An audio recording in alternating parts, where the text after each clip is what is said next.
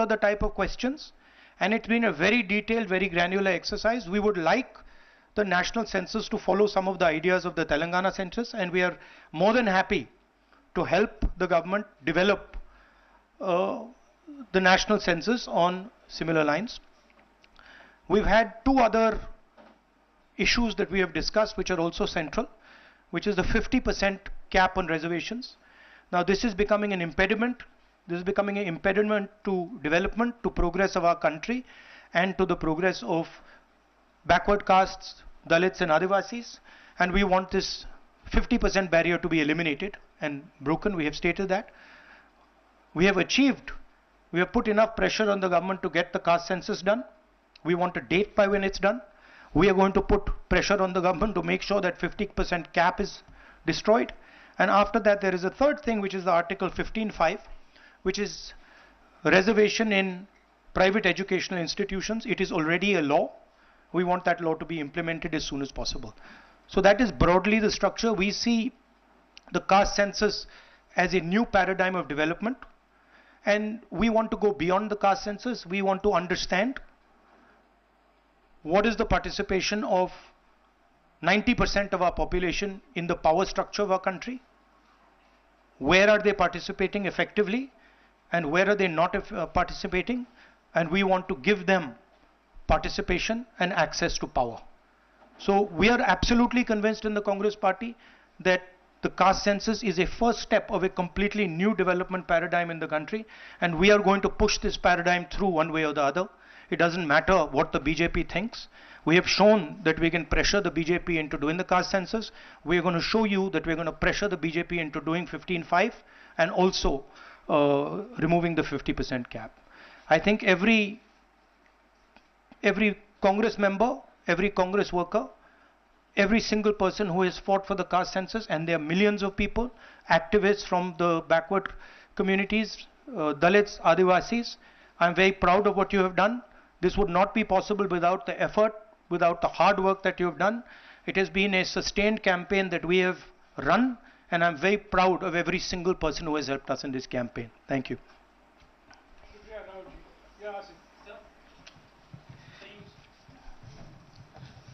So you said that the government was opposed to this and suddenly decided to take this step. Do you think that this decision has been taken in light of the upcoming Bihar polls? No, I don't think so. I don't think that's why this decision has been taken in a hurry. I don't need to comment on whether they took it, when they took it, how they took it. Now they have taken it. We are happy they've taken it. Now this needs to be taken forward. Sir, प्रधानमंत्री बार बार ये कहते थे कि ये 4 जातियां होती हैं सिर्फ देश में. अब अचानक से फैसला हुआ, तो क्या लगता है कि आपको जो विपक्ष ने और आप लोगों ने दबाव बनाया, उस दबाव के कारण? ये सिर्फ हमने दबाव नहीं डाला, ये सिर्फ दबाव नहीं डाला है हमने. ये हमने ऑर्गेनाइज तरीके से बहुत गहराई से कैंपेन चलाया है, ग्रासरूट लेवल पे कैंपेन चलाया है, और महीनों से हम ये कैंपेन चला रहे हैं, और इस कैंपेन का असर पड़ा है, इफेक्ट आया है, और इसीलिए इन्होंने ये डिसीजन लिया है. बट कास्ट सेंसस जो मैंने आपसे बोला, ये दरवाजा खोलने का तरीका है. उसके बाद रियल विकास का काम शुरू होगा. एक बार हमें इंफॉर्मेशन मिलेगी तो फिर हम उस इंफॉर्मेशन के बेसिस पे हम एक्शन ले पाएंगे. मैं आपको 2-3 उदाहरण देता हूं. तेलंगाना के कास्ट सेंसस में से इंफॉर्मेशन किस ग्रैन्युलैरिटी की आ रही है और किस टाइप की इंफॉर्मेशन आ रही है. तेलंगाना में जो कॉर्पोरेट स्ट्रक्चर है, CEOs, management team, senior management, ownership structure, उसमें आपको एक दलित नहीं मिलेगा, एक आदिवासी नहीं मिलेगा, एक पिछड़े वर्ग का व्यक्ति नहीं मिलेगा. मैं कह रहा हूं एक नहीं मिलेगा. मैं ये नहीं कह रहा हूं कि 1% नहीं मिलेगा, है ही नहीं. 90% of India is not represented there. First. Second, gig workers, जिनके लिए हमने तेलंगाना में और अब कर्नाटक में हम कानून बना रहे हैं. अगर आप गिग वर्कर्स की लिस्ट देखें, जिसको मैं मॉडर्न स्लेवरी कहता हूं, उसमें आपको सिर्फ ओबीसी, दलित और आदिवासी मिलेंगे।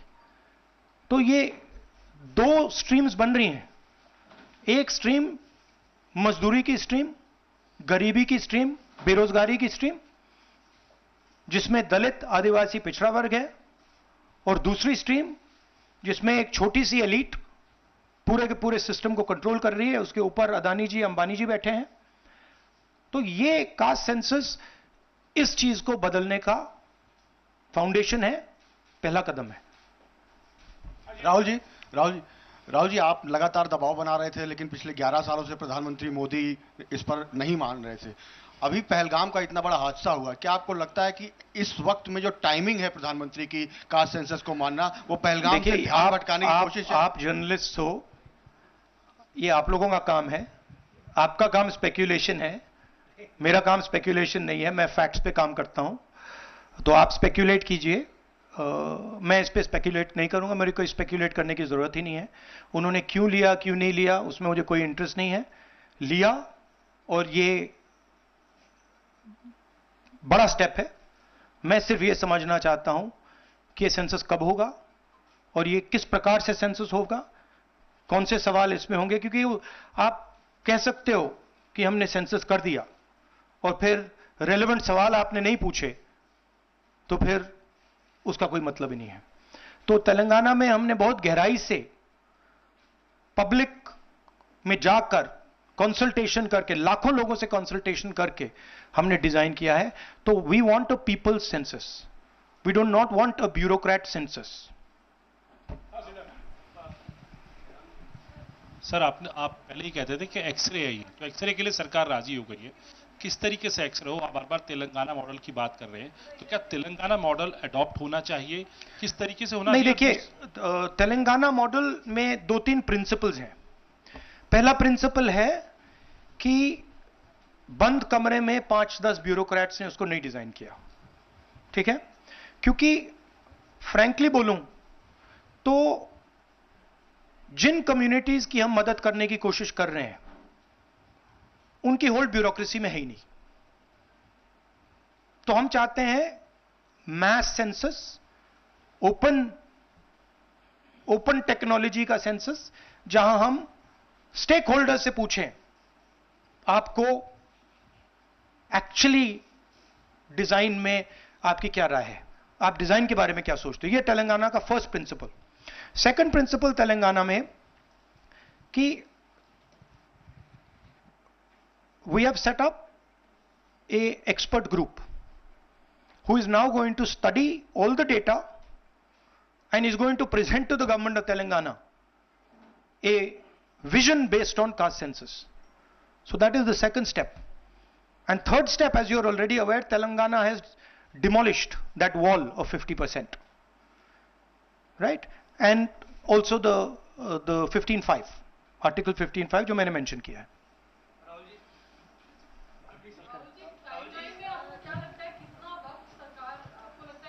मुझे लगता है, मेरी इमीडिएट सस्पिशन है कि ये वो वुमेन्स बिल वाली स्ट्रेटजी टाइमलाइन वाली है, but I hope that better sense prevails. अच्छा, नो, आई वांट टू से one other thing which is frankly बहुत जरूरी है, और आज ये शायद कास्ट सेंसस से भी ज्यादा जरूरी है। मैं आज कानपुर गया और वहां पे जो टेररिज्म के विक्टिम थे उनसे मैंने बात की, परिवार से मैंने बात की। कोल्ड ब्लडेड तरीके से उनके बेटे को मारा गया है, बिना मर्सी के।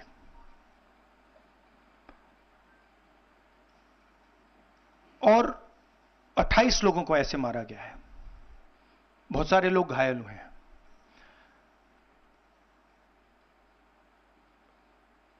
मैं इस पे कमेंट नहीं करना चाहता हूं ये कैसे हुआ। मैं सिर्फ ये कहना चाहता हूं कि जिन लोगों ने ये किया है, जो भी हैं, कहां भी हैं, they have to pay for this. And they have to pay for it properly. Not in some half-hearted way. ऐसे आलतू फालतू तरीके से नहीं. They have to pay for it properly कि इनको याद रहे कि हिंदुस्तान के साथ ये नहीं किया जा सकता है. हमने क्लियरली ऑपोजिशन की और सरकार की मीटिंग में क्लियर हमने लाइन दी है, यूनानिमस लाइन, कि जो हुआ है एक्सेप्टेबल नहीं है. और पूरा का पूरा ऑपोजिशन 100% सपोर्ट सरकार को देगा और दे रहा है. नरेंद्र मोदी को एक्शन लेना है, एकदम एक्शन लेना है. और पूरा का पूरा विपक्ष उनके साथ खड़ा है. जिन लोगों ने ये किया है, दे हैव टू पे द प्राइस फॉर दिस. जो परिवार है, उन्होंने आप लोगों को मेरे थ्रू एक मैसेज दिया है. एक्चुअली प्रधानमंत्री जी को उन्होंने मुझे कहा कि आप प्रधानमंत्री जी को ये बताइए. तो मैं 28 जो हमारे शहीद हैं उनके साइड से प्रधानमंत्री को आपके माध्यम से मैसेज दे रहा हूं. प्रधानमंत्री जी, उन्होंने कहा है कि हमारे जो बच्चे हैं वो शहीद हुए हैं. हम चाहते हैं कि आप उनको शहीद का दर्जा दीजिए, रिस्पेक्ट दीजिए. ये मैं कहना चाहता था. आप सबका बहुत बहुत धन्यवाद. Thank you. शुक्रिया राहुल जी. शुक्रिया शुक्रिया शुक्रिया शुक्रिया Rahul. We are saying, I am saying that 28 people have been killed in cold blood. Okay? It is pretty clear who is responsible for this. The people who are responsible for this must pay a price. The Prime Minister has to take action. Right? And the action has to be clear and it has to be strong. Without any confusion. The Prime Minister must not dilly-dally, must not waste time, must make it very clear that India is not going to tolerate this type of nonsense. So he needs to act. That's what I'm saying. He can act in whatever time frame he thinks necessary, but he has to act soon. Are you saying that the action Shukriya. should be beyond the 30? I think you heard what I said. Yeah, shukriya, I shukriya, said, shukriya. I think you heard what I said. I said, let me speak. I'm not advocating anything. I'm being very clear. The people who've done this need to pay a price. Okay? And the Prime Minister has to act on it now, firmly. He should not dilly-dally. He should not be in a confused state. Thank you. Thank you. तो राहुल गांधी की press conference, यहाँ उन्होंने बहुत ही सधे हुए अंदाज में दो अहम बातें कही. पहली बात, कास्ट सेंसस पर उन्होंने कहा कि वो सरकार के साथ नजर आते हैं, टाइम फ्रेम सेट होना चाहिए. और दूसरी बात, पहलगाम आतंकी हमले को लेकर उन्होंने साफ तौर पर कहा कि आज कानपुर में उन्होंने मुलाकात की है और जो भी महलवकीन हैं उनके घर वालों का ये मैसेज है पीएम के लिए कि वो उन्हें शहीद का दर्जा दें और सख्त से सख्त कदम उठाया जाना चाहिए. पहलगाम आतंकी हमलों के तमाम जो कसूरवार हैं उनके लिए. तो कई अहम बातें राहुल गांधी ने आज यहाँ इस प्रेस कॉन्फ्रेंस में कही हैं. कास्ट सेंसस पर राहुल गांधी का ये बयान सामने आया है. उन्होंने खैर मकदम किया है, लेकिन टाइम लाइन सेट करने की भी यहाँ उन्होंने बात कही है. विजन की बात कही है. मरकजी हुकूमत ने मुखालफत की, ये भी कहा. गहराई से हमने ये मुहिम चलाई है. कई अहम बातें उन्होंने कास्ट सेंसस को लेकर कही हैं. उन्होंने ये भी कहा कि हमने अच्छे तरीके से कास्ट सेंसस पर मुहिम चलाई.